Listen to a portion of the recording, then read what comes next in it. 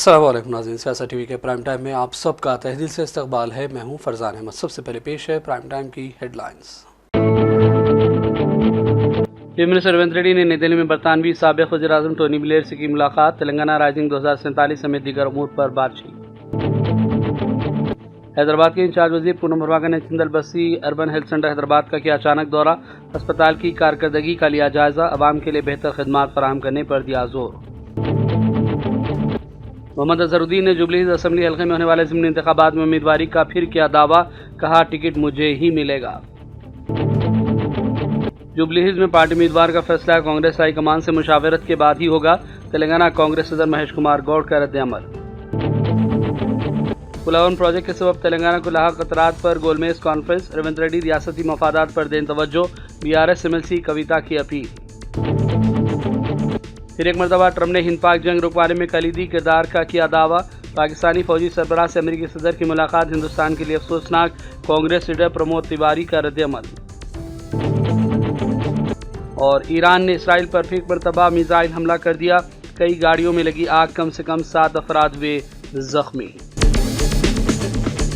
Headlines आपने देखी और पेश है खबरों की तफसीलात। शुरुआत करेंगे बड़ी खबरों से। चीफ मिनिस्टर रेवंत रेड्डी ने नई दिल्ली में बरतानवी साबिक़ वज़ीर-ए-आज़म टोनी ब्लेयर से मुलाकात की। तेलंगाना राइजिंग के लिए इंस्टीट्यूट ऑफ ग्लोबल चैलेंज से इश्तराक की ख्वाहिश की।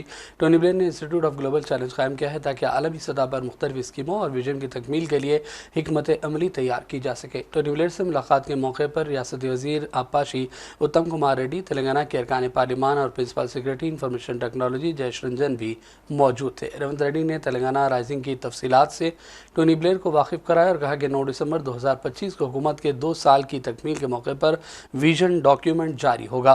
चीफ मिनिस्टर ने कहा कि किसानों, नौजवानों और ख़वातीन की समाजी और माशी तरक्की हुकूमत की तरजीह है। रियासत में इंसानी वसाइल के फ़रोग़ के लिए इक़दाम किए जा रहे हैं। रेवंत रेड्डी ने माइक्रो प्लानिंग के नए नज़रिए का हवाला दिया जिसके ज़रिए शहरी, देही और नीम शहरी इलाकों के अवाम की मदद हो सकेगी। टोनी ब्लेयर ने तेलंगाना के तरक्याती एजेंडे की सताइश की और कहा कि देरपा हिकमत अमली के ज़रिए तरक्याती मनसूबे को कामयाब बनाया जा सकता है। टोनी ब्लेयर ने future city, young India skill university और यंग इंडिया स्पोर्ट्स यूनिवर्सिटी में गहरी दिलचस्पी दिखाई। इस मौके पर तेलंगाना हुकूमत और Tony Blair institute of global challenge के दरमियान याददाश्त मुफाहमत पर दस्तखत हुए।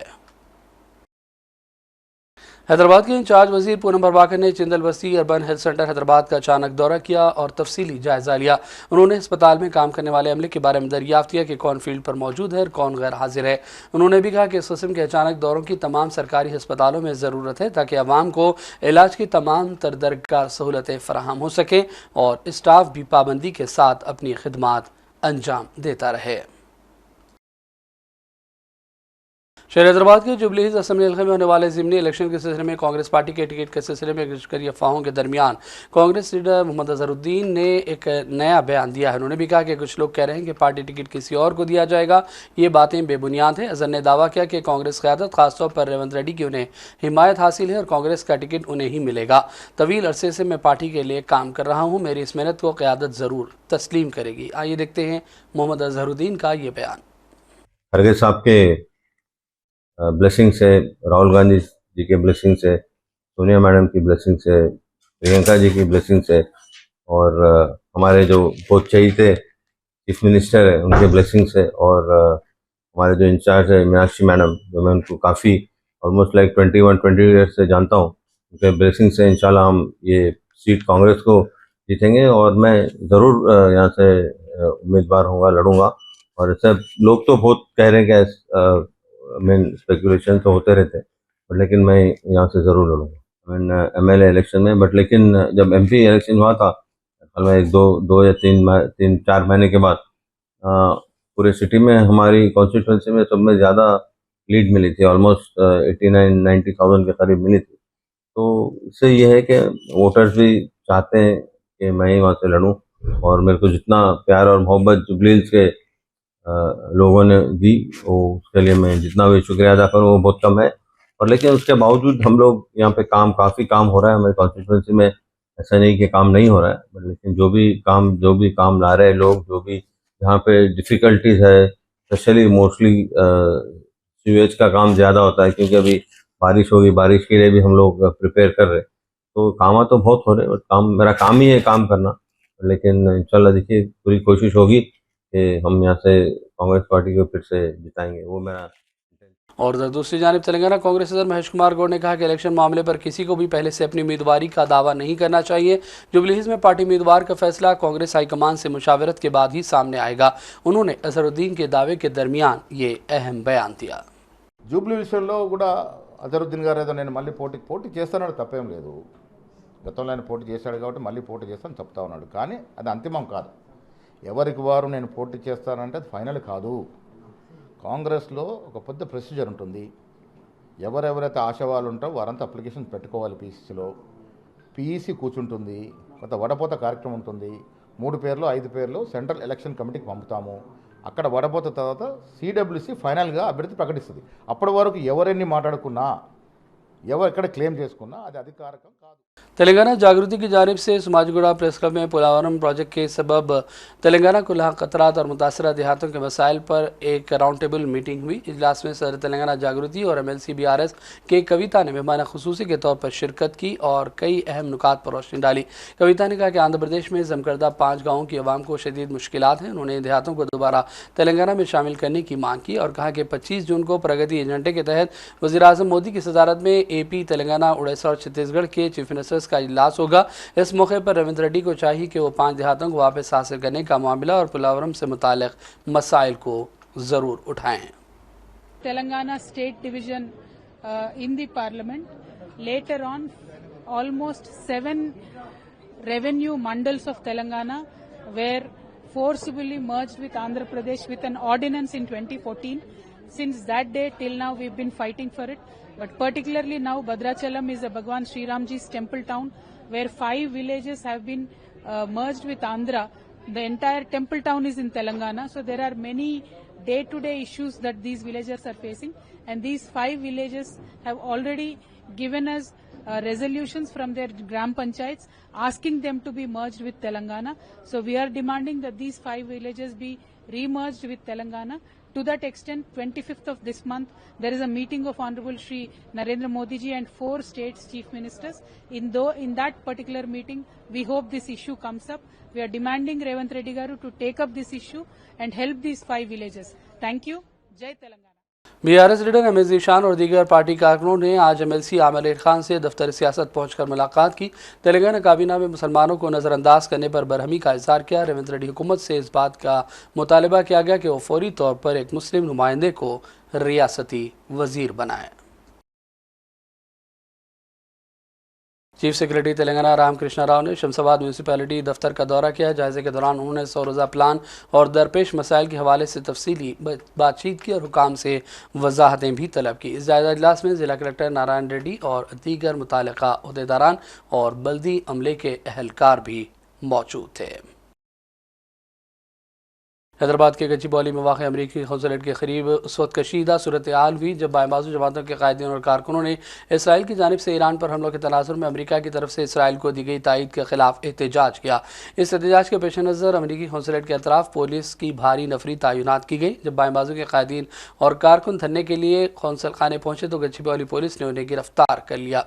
पुलिस ने गिरफ्तार करदा कायदीन और कारकुनों को खुसूसी गाड़ियों के जरिए करीबी पुलिस स्टेशन को मुंतकिल कर दिया। इस मौके पर एहतजाजी कारकुनों ने अमेरिका और इसराइल के खिलाफ खूब जमकर नारेबाजी की।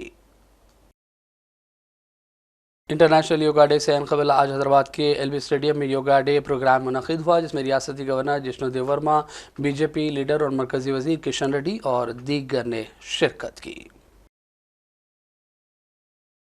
IPS शिखा गोयल ने मीडिया से बातचीत की और कहा कि 15 अफराद को खुसूसी पुलिस टीमों ने हालिया दिनों में गिरफ्तार किया है जिन पर मुख्तलिफ इल्ज़ामात आयद हैं।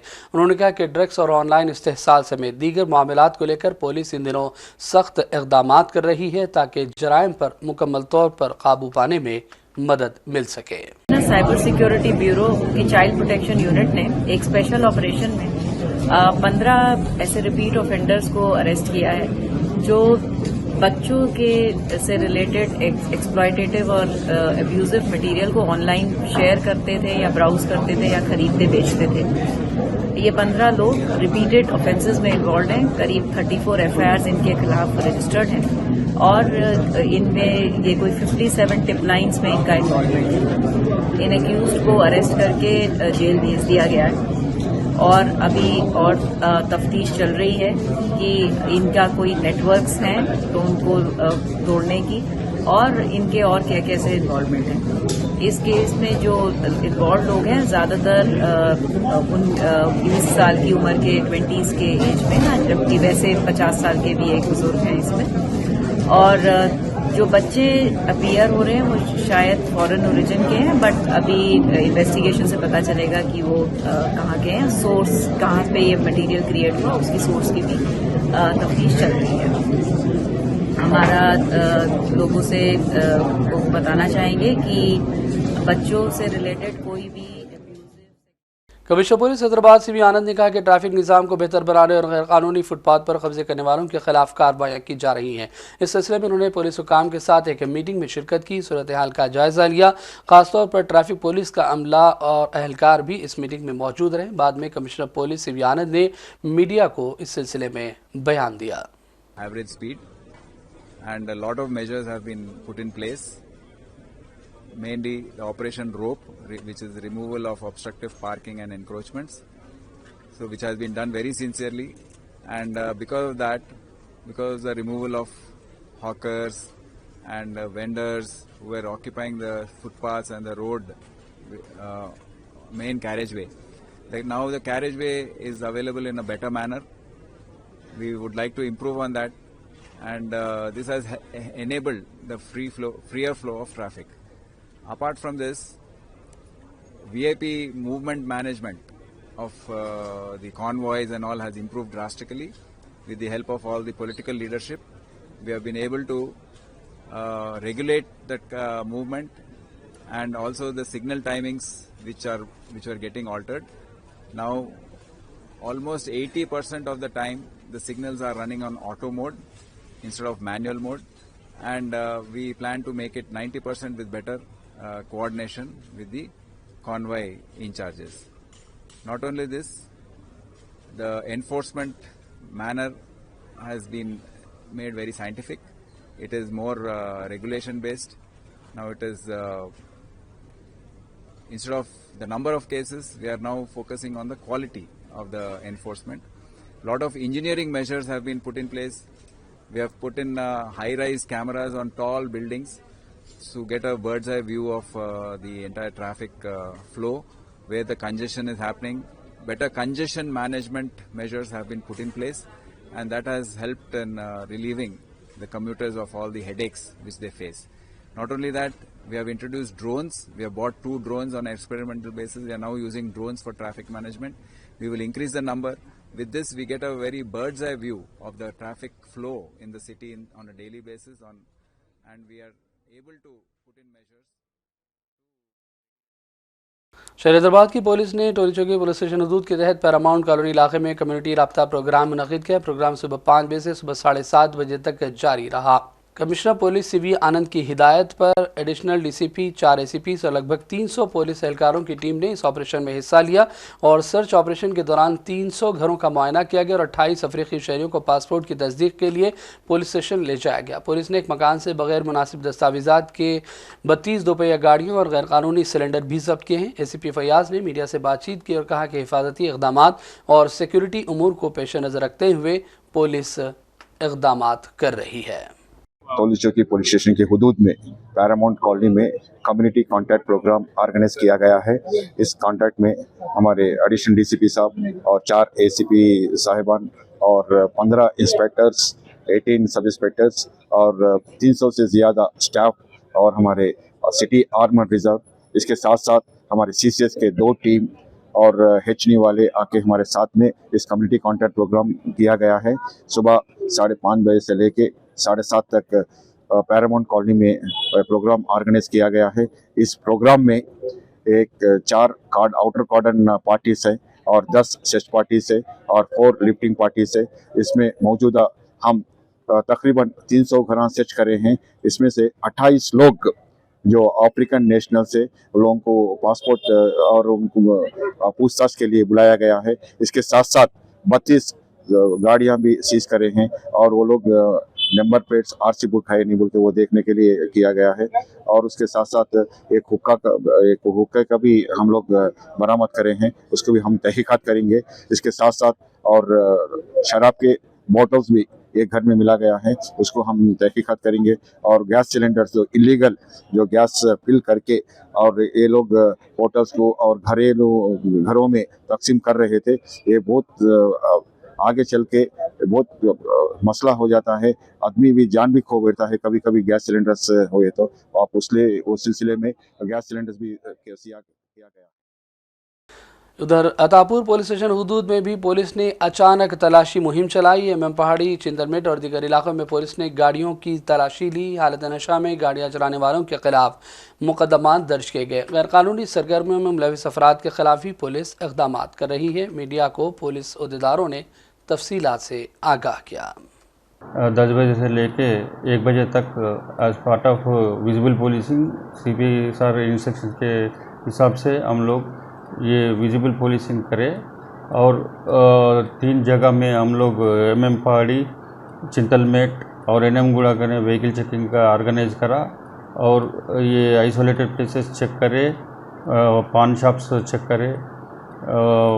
पूरे व्हीकल चेकिंग में एक 8 गाड़ी सीज करे, 2 ड्रंक एंड ड्राइव डाले उसमें से, और 6 विदाउट ड्राइविंग लाइसेंस वाले गाड़ियाँ सीज करे। और टोटल MV एक्ट फाइन 20,775 का रियलाइजेशन करे। पूरे मिला के टोटल 237 तक व्हीकल्स चेक करें हम लोग। पूरे AC TGSP और हमारा लोकल पुलिस मिला के हेडक्वार्टर का फोर्स मिला के एक 80 फोर्स तक पूरे आज व्हीकल चेकिंग ऑर्गेनाइज करें। ये टोटल 12 राउडी शीटर्स का घर भी चेक करें। ऑल आर वो राउडी शीटर्स भी अवेलेबल है, वो लोग का घर भी चेक करें। सर कारण से ऑपरेशन करने का मकसद क्या है? ये to prevent further crime offence का प्रिवेंट करने के लिए और पब्लिक को कॉन्फिडेंस बिल्डअप करने के लिए हम लोग ये। और वबाई नाज़रीन बढ़ते हैं चंद अहम कौमी और बैन अल-अक़वामी ख़बरों की जानिब। कांग्रेस लीडर प्रमोद तिवारी ने कहा कि फिर एक मरतबा ट्रंप ने हिंद पाक जंग रुकवाने में कलीदी किरदार अदा करने का दावा किया है। पाकिस्तानी फ़ौजी सरबराह से अमरीकी सदर ट्रंप ने मुलाकात की, जो कि हमारे मुल्क के लिए तौहीन की अलामत है। उन्होंने भी कहा कि मोदी दो टोक बात करने से कतरा रहे हैं, इसलिए ट्रंप बारहा इस नौयत के दावे कर रहे हैं। कितना अपमान मोदी सरकार और भारत माता का करेगी और कराएगी। विदेश सचिव 36 मिनट की वार्ता होती है प्रधानमंत्री ट्रंप, प्रधानमंत्री मोदी और ट्रंप के बीच। वो कहते हैं कि प्रधानमंत्री जी ने ऐसा कहा।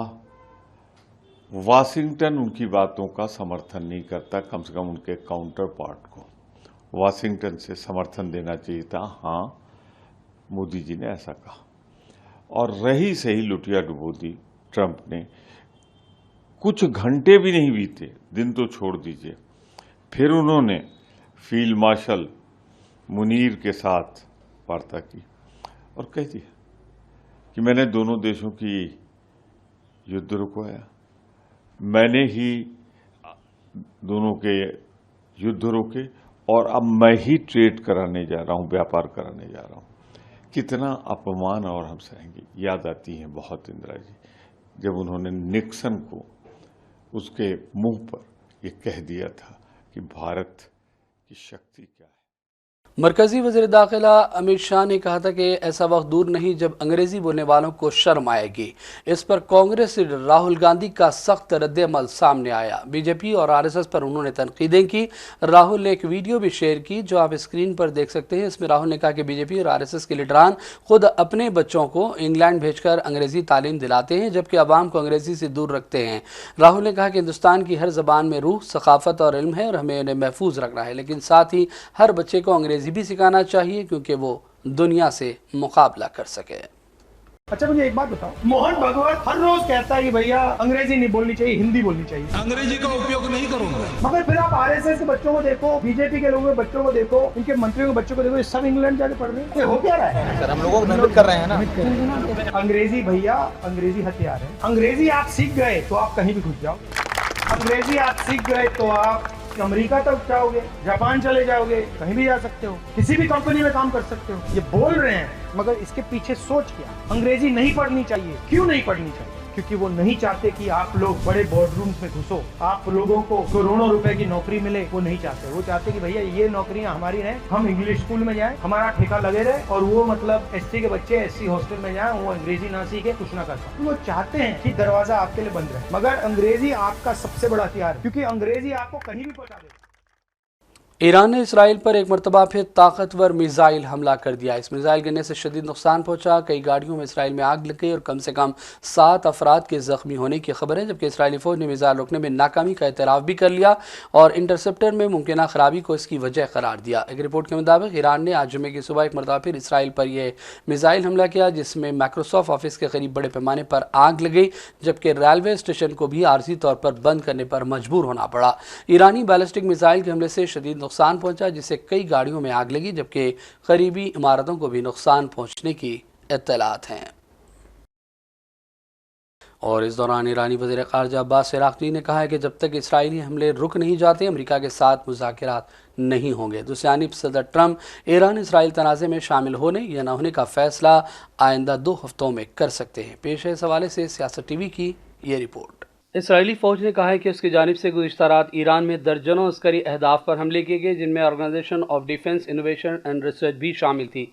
इसराइल ने दावा किया कि इदारे ईरान के जौहरी हथियारों की तैयारी के प्रोग्राम में शामिल रहे, जबकि ईरानी मीडिया के मुताबिक मुल्क के शुमाल में एक सनती प्लांट को भी नुकसान पहुंचा। इस इत्तला से कई घंटे कबल इसराइल ने इर्द गिर्द के मुतल्लिका इलाकों से शहरियों को निकल जाने की तंबीह की थी। इस दौरान ईरानी वज़ीर ख़ारजा अब्बास अराग़ची ने वाज़ेह तौर पर कहा कि तेहरान वाशिंगटन से बातचीत नहीं करेगा, क्योंकि अमेरिका ईरान के ख़िलाफ़ इसराइली जराइम में बराबर का शरीक है। उन्होंने कहा कि जब तक इसराइली हमले नहीं रुकते, तब तक अमेरिका के साथ मुज़ाकरात की बिल्कुल कोई गुंजाइश नहीं है। ईरानी सरकारी मीडिया से गुफ्तगू के दौरान उन्होंने भी कहा कि ईरान कभी भी सिविलियन इलाकों को निशाना नहीं बनाता, ख़ासतौर पर हस्पतालों को, जो कि इसराइली कार्रवाइयों के बरक्स है, जिनमें दानिस्ता तौर पर गज़ा में हस्पतालों पर चुन चुन कर हमले किए गए हैं। इसके अलावा ईरान इसराइल तनाज़े पर बातचीत के लिए फ़्रांस, जर्मनी और बरतानिया के वज़राए ख़ारजा आज अपने ईरानी हममनसब से स्विट्ज़रलैंड के शहर जनीवा में मुलाकात कर रहे हैं। इसका मकसद ईरान के मुतनाज़िया जौहरी प्रोग्राम पर सिफारतकारी की जानिब वापसी के रास्ते हमवार करना है। जबकि जुमेरात की शाम को व्हाइट हाउस की प्रेस सेक्रेटरी कैरोलिन लेविट ने प्रेस कॉन्फ्रेंस में वाज़ेह तौर पर कहा कि सदर ट्रंप आइंदा 2 हफ्तों में ईरान पर हमला करने के बारे में कोई क़तई फैसला कर सकते हैं। उन्होंने भी कहा कि ट्रंप अभी ईरान के मुतनाज़िया जौहरी प्रोग्राम पर मुज़ाकरात के ज़रिए अमरीकी और इसराइली मुतालबात को हासिल करने के इम्कानात देख रहे हैं। ब्यूरो रिपोर्ट, सियासत टीवी। और अब आखिर में हेडलाइंस पर डालेंगे एक और नज़र। चीफ मिनिस्टर रेवंत रेड्डी ने नई दिल्ली में बरतानवी साबिक़ वज़ीर-ए-आज़म टोनी ब्लेयर से की मुलाकात। तेलंगाना राइजिंग 2047 समेत दीगर अमूर पर बातचीत। हैदराबाद के इंचार्ज वज़ीर पूनम भरवाकर ने चिंदल बस्ती अर्बन हेल्थ सेंटर हैदराबाद का किया अचानक दौरा। अस्पताल की कारकर्दगी का लिया जायजा, अवाम के लिए बेहतर खिदमात फराहम करने पर दिया जोर। मोहम्मद अजहरुद्दीन ने जुबली हिल्स असेंबली हल्के में होने वाले ज़िमनी इंतखाबात में उम्मीदवारी का फिर किया दावा, कहा टिकट मुझे ही मिलेगा। जुबली हिल्स में पार्टी उम्मीदवार का फैसला कांग्रेस हाईकमान से मुशावरत के बाद ही होगा। तेलंगाना कांग्रेस सदर महेश कुमार गौड़ का रद्द-ए-अमल। पुलावन प्रोजेक्ट के सबब तेलंगाना को लाहक खतरात पर गोलमेज कॉन्फ्रेंस, रेवंत रेड्डी रियासती मफादात पर दें तवज्जो, BRS MLC कविता की अपील। फिर एक मरतबा ट्रंप ने हिंद पाक जंग रुकवाने में कलीदी किरदार का किया दावा। पाकिस्तानी फौजी सरबराह से अमेरिकी सदर की मुलाकात हिंदुस्तान के लिए अफसोसनाक, कांग्रेस लीडर प्रमोद तिवारी का रद्द-ए-अमल।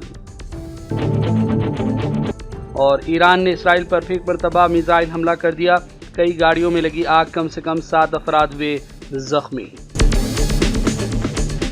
प्राइम टाइम का सिलसिला फिलहाल यही ख़त्म करते हैं। मोहम्मद फरजान अहमद को पूरी टीम के साथ इजाज़त दें। देखते रहिए सियासत टीवी। अल्लाह हाफ़िज़।